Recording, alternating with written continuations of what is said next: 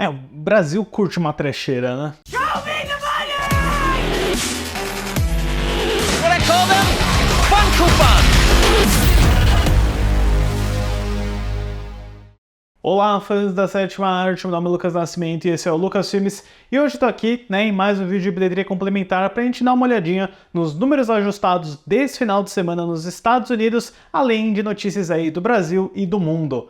Mas antes eu pedi para você curtir esse vídeo, se inscrever no canal e ativar o sininho para perder notificação dos próximos vídeos. Bom, começando a dar uma olhada aí nos números ajustados desse final de semana, a grande maioria dos filmes aqui tiveram seu valor aumentado, já que foi um final de semana prolongado aí graças ao feriado do President's Day, que costuma ser bem agitado lá nos Estados Unidos. Em primeiro lugar, o Bob Marley One Love trouxe mais com 28,65 milhões. O Madame Teia também trouxe um pouco mais com 15,33 milhões.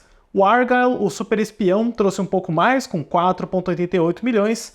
O Pathos da Illumination trouxe um pouco mais com 3,82 milhões. A exibição dos episódios de The Chosen trouxe um pouco mais, com 3,60 milhões. O Wonka da Warner Bros. Também fez um pouco mais, com 3,51 milhões. O Beekeeper, Rede de Vingança, fez um pouco menos, com 3,27 milhões. O Todos Menos Você da Sony Pictures fez um pouquinho menos, com 2,41 milhões. O Lisa Frankenstein da Focus fez um pouco mais, com 2,09 milhões. E em décimo lugar, o Zona de Risco fez um pouquinho mais com 1,84 milhões. Essa disputa entre Madame Teia e Bob Marley foi bem distante nos Estados Unidos, né? O filme da Paramount com Kingsley Ben-Adir conseguiu uma carreira muito superior ao spin-off da Marvel e da Sony, mas não foi o caso aqui no Brasil, já que o top 10 desse final de semana trouxe Madame Teia em primeiro lugar com 5,97 milhões de reais.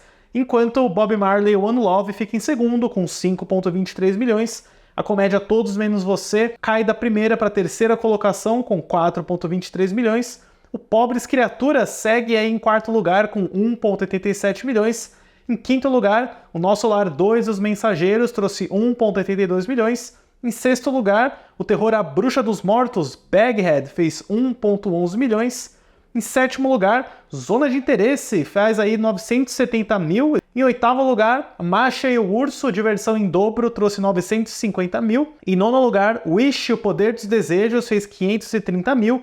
E em décimo lugar, a comédia Minha Irmã e Eu fecha com 510 mil reais. Agora, olhando para a situação mundial desse final de semana, a gente segue com uma dominância bem forte, assim como na passada, de filmes exclusivos da China. Em primeiro lugar, o YOLO se mantém com 84,376 milhões. Em segundo lugar, Pegasus 2 com 78,800 milhões. Em terceiro lugar, o Article 20 com 68,430 milhões. Em quarto lugar, Bob Marley One Love com 57,600 milhões, sendo o único filme de Hollywood no top 5. E em quinto lugar, a animação chinesa Bonnie Bear's Time Twist, com 50,458 milhões. Eu repito como é impressionante a quantidade de dinheiro convertido em dólar ainda que esses filmes chineses fazem semana por semana. Imagina só quanto Hollywood não daria para ter um resultado desses. E dando uma olhadinha na segunda-feira, já que até as projeções do final de semana levaram em conta o final de semana de 4 dias, né? Em primeiro lugar, o Bob Marley One Love trouxe 4,97 milhões para um total doméstico de 51,51 milhões. Em segundo lugar, Madame Teia trouxe 2,52 milhões para um total doméstico de 26,06 milhões. Em terceiro lugar, o Pathos dá uma subida com 1,49 milhões e um total de 116,39 milhões na bilheteria doméstica. Em quarto lugar, Wonka trouxe 1,14 milhões para um total de 211,08 milhões. Em quinto lugar, Argylle, o Super Espião, trouxe 969 mil para um total de 37,61 milhões na bilheteria doméstica. Em sexto lugar, Beekeeper, Rede de Vingança, trouxe 527 mil para um total doméstico de 60,38 milhões. Em sétimo lugar, o Lisa Frankenstein trouxe 409 mil para um total de 8,14 milhões na bilheteria doméstica. Nem a 10 milhões esse filme está conseguindo chegar. Em oitavo lugar, Todos Menos Você trouxe 405 mil para um total de 85,11 milhões na bilheteria doméstica. Em nono lugar, o remake de Meninas Malvadas trouxe 300 mil para um total doméstico de 71,39 milhões. E o filme também finalmente cruzou a marca de 100 milhões na bilheteria mundial.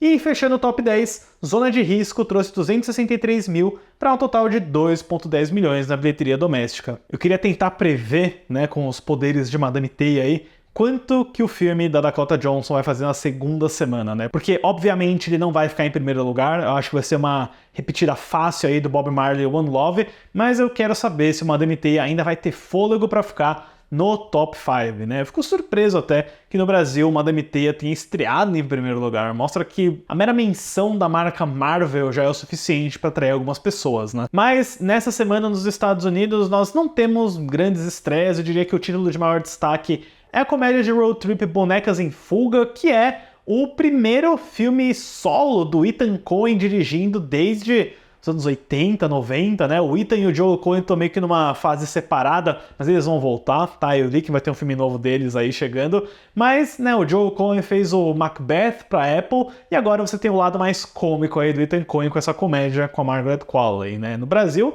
chega esse ano também, mas eu não imagino que ele vai ser um grande sucesso de bilheteria. Eu tô um pouco mais interessado em como vai ser o relançamento de Tenet, que a Warner Bros. Está promovendo nessa semana, com exibições em IMAX e convencional.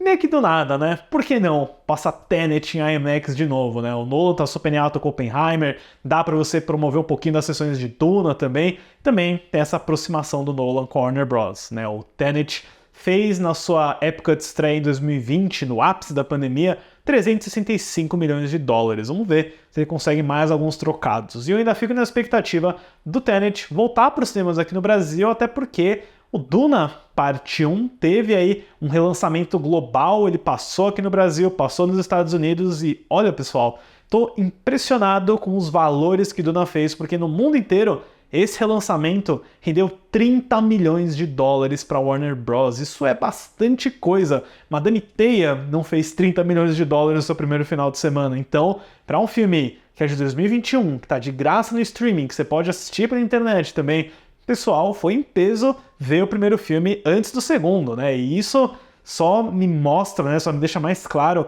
o quão bem sucedido o Duna Parte 2 vai ser no cinema. Sério, a gente tá olhando aí para o possível primeiro bilhão do ano, com toda certeza. E lembrando também que o total mundial do Duna Parte 1 agora com esse relançamento é de 434 milhões de dólares. Nada mal para um filme aí que é um pouquinho mais contemplativo, um pouquinho mais lento e que também, repito, foi lançado em 2021, no meio da pandemia e na HBO Max. Comente aí se você foi rever o primeiro Duna nos cinemas. Bom, mas é isso, pessoal. Esses são os principais números e informações que eu tenho para trazer para vocês no vídeo de hoje. Fiquem ligados aí no canal porque amanhã ainda vai ter um vídeo especial sobre os 20 anos de Colateral do Michael Mann.